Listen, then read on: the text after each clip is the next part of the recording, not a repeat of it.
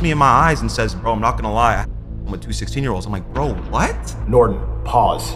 You're saying that FaZe Temperrr is which that is who he's talking about in the clip. I'm the furthest thing from what you called me. Just own up to it. I slept with one of them. This girl was... FaZe as a company has been under loads and loads of fire recently. I mean, I've talked about them in the past. Their stocks being down, members leaving, but now it genuinely does seem that this is the end of FaZe Clan. Now, there are many, many members of FaZe Clan, too many to count, but some of the most prominent members is, for example, FaZe Rain, one of the founders, FaZe Banks, also one of the founders. But FaZe Rain actually went onto a Twitch stream alluding to why he was leaving the group, basically saying that he left because he believes that in their group at FaZe there is an actual P word. I swear to God, I put myself under the bus instead of them. I wasn't even pushed out. I left. There's a involved too, bro. I don't give a if I get sued. I could give a I always stand up for what's right. That was the final straw, bro. He didn't say who it was. He just alluded to it and then went completely offline. And unsurprisingly, Twitter had an absolute meltdown trying to find out or accuse who this certain member was because there was basically no clues. And then when Rain was away from his stream, the former CEO of FaZe Clan, Banks, he made a video response on Twitter because unsurprisingly, if you throw around huge accusations that someone in FaZe Clan is very, very bad, they're usually going to look at the biggest members, and Banks was one of the biggest members. First thing I'm going to say in this video is Rain is not talking about me. There, I got it out. But yeah, I'm getting spammed in my mentions right now on Twitter, asking if I'm being accused that I'm being tagged in this clip from FaZe Rain on Fearbuck, talking about there's a FaZe. So Banks was getting a lot of heat. A lot of people were directly accusing him. So what he did is basically just reported who it actually was. And apparently it was FaZe Temperrr. Call him. He's like, Banks, don't play dumb. We talked about this before. I'm like, Norton, pause. You're saying that FaZe Temperrr is which that is who he's talking about in the clip. And there's a story and we're going to get into it. But what Banks doesn't do is actually make it clear what Temperrr did. He basically just kind of name drops him. Tommy's first initial knee-jerk reaction to all was, what the are you talking about? Norton, no, this is not what the conversation was like. You're misremembering, you're misinterpreting. Obviously, Rain is coming back, standing firm on the fact that, no, you did say this. I do believe that you did this, whatever. And there's a conversation that happened between Norton and FaZe Temperrr years ago. It's obviously a very heavy accusation. I mean, Rain's talking about making videos, Rain's talking about this, and nobody's telling him not to. I mean, obviously, Tommy's like, bro, this isn't true. You're gonna ruin my life. The ramifications, rather, this has on his life, it's life-shattering. Also, I do want to note going forward, because this law gets very confusing, whenever the word Tommy is mentioned, that is FaZe Temperrr, because FaZe Temperrr is FaZe's current acting president. Now, this response is pretty interesting because it seems that Banks wanted to basically kind of leave the internet or semi-retire after stepping down from FaZe. But obviously, he had to make an announcement because a lot of people were speculating that he was an actual. And obviously, the best way to get the heat off your back is to name someone else instead of actually trying to defend yourself. So a couple of hours later, FaZe Rain boots up yet another Twitch stream to basically recount what he'd been referring to. He basically accuses Temperrr of admitting to a crime that he committed in 2021. This dude looks me in my eyes and says, bro, I'm not gonna lie, I had with two 16-year-olds. I'm like, bro, what? Like, how could you tell me that after I'm telling you the 3 rules I have to why I'll never have your back as a friend? On my mother's heartbeat. That's what he said. He looked me in the eyes and he said that. Now, the details of this story are really, really important because they directly actually conflict with what other people have said. Because FaZe Rain was originally told that these girls were 16, just a couple of minutes after he airs out Temperrr. And then Banks joins Rain's stream to talk because the tweet that he made was made in the hours that Rain was actually offline. And then things definitely got a little bit hostile, to say the least. But the conversation was actually valuable because both of them clearly recount their side of the story. He looks me in my eyes and says, I'm not gonna lie, bro. I had 2 16-year-olds verbatim. And I said, please tell me you were 17 at latest. He said, nah, bro, it was last year. So that would have been 2022, 2021. But what you just said, that's what you just said. I'm not in the car. We agree on that. I don't know exactly how this conversation goes. But I brought it up on the call. Hold on, please, just let me get this point off. Now, this Discord call is quite strange because it reveals one key contradiction between Rain and Banks' stories. Rain continuously maintains that the girls Temperrr was involved with was 16. Banks says that they called about a year ago, and Temperrr amends this story saying that the girls were actually 17 instead. And he proceeded to say, if I said I had a with two 16-year-olds, I said it to be cool, verbatim. It was a 17-year-old and the other one watched. I don't know how that's and then cool. he started bringing, that's what I'm saying. I'm telling you that's the most cancelable, horrible thing, and I would never have your back as a friend, and you tell me that to act like it's cool? You know, they continue to yap back and forth for a while. What I'm saying is he did admit it. And then he said, bro, if this comes out, I'm going to kill myself. That is what he said. He didn't say if this accusation, because if he didn't do it, he'd stand on that 10 toes. You could make up whatever rumor you want about me. I'm not going to kill myself over a fake rumor. That's heavy. He did say that. So again, and me and you talked about this privately again. You called me after, yes.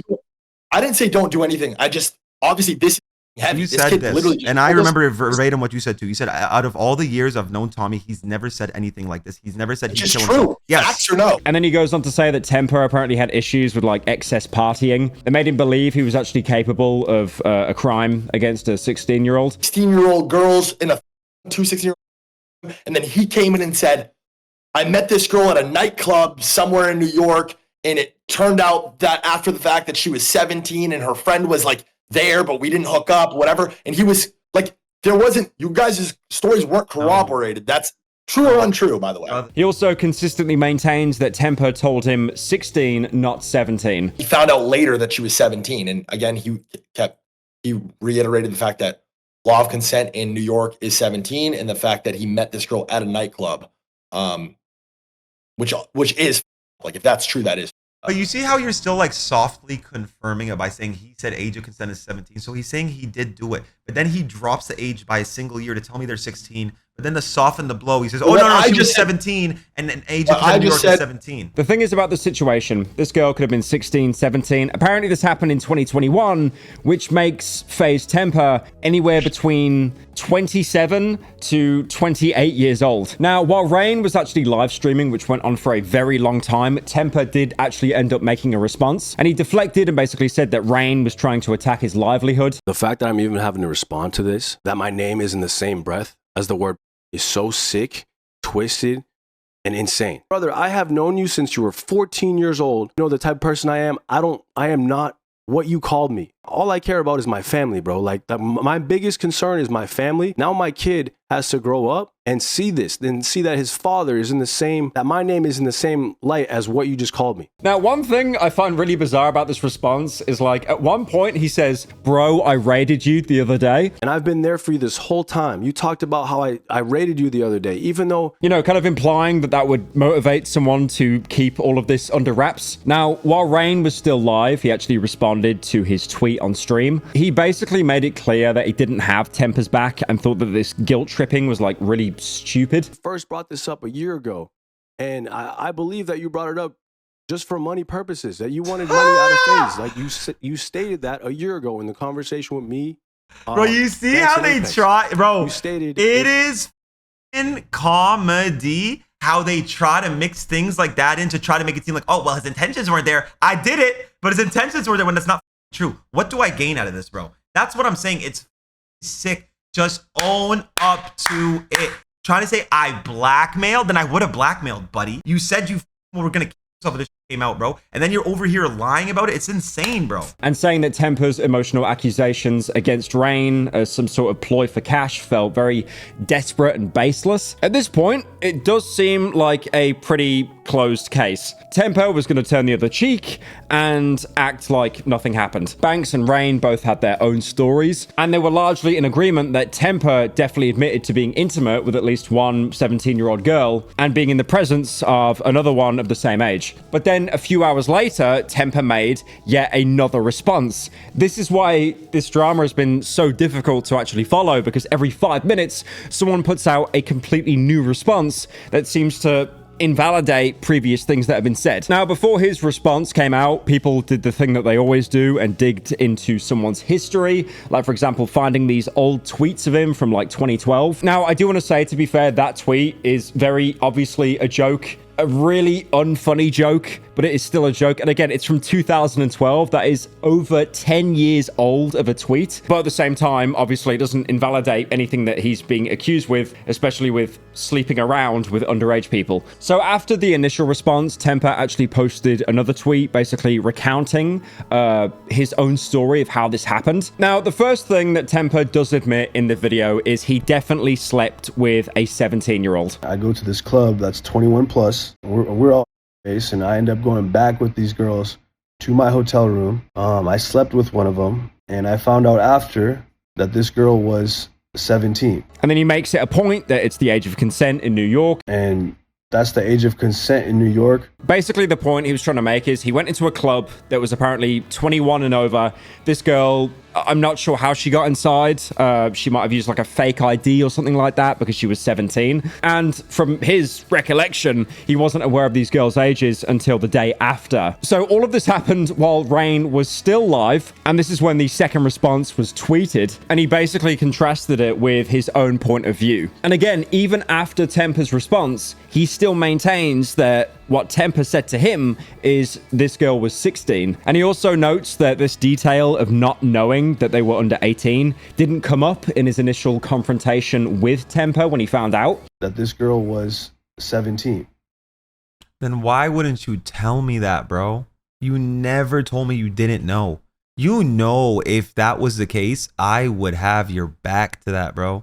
You know that. You know that if you said like, bro, I did that, but I didn't know. They told me they were 21. They told me they were 22. I had no idea. Or this phone call that apparently happened in 2025 where Temperrr recounted his story to Rain and Banks. Like, listen, I'm glad he's taken, like admitting it, but I just don't believe he knew after, because he would have said that. He had two opportunities to say that when he told me first off and when we had that call. He didn't say it on the call. He didn't say it in the original part. He would have said it again and be like, bro, but I didn't know. Like if he kept pushing that point, I didn't know, I wouldn't do that. I'm being a better man. I just feel like he's saying it now because he knows it kind of gets him out of it. And I'm just being real. Like, that's just what it feels like, because he would have said it. So again, this entire situation is just very, very bizarre, but you can really tell that this is probably the final nail in the coffin for FaZe Clan. Rain claims that Temperrr initially claimed that he had a with two 16-year-old girls. Meanwhile, Banks claims that Temperrr slept with a girl who only just met New York's age of consent laws, while the other one apparently watched. Now, Temperrr's story does cooperate with Banks' perspective, but also adds that he didn't know the girl's age until the next morning when he was sober, and also pontificates his guilt regarding the entire scenario. It's a very confusing story. You've basically got three main players, and they're all giving slightly different details on what actually happened. I'm not sure what will happen next, where this will go. I did want to treat it a bit more seriously, but like genuinely, I think FaZe Clan has been on its last legs for quite a while, and it really does seem that this is the final nail in the coffin.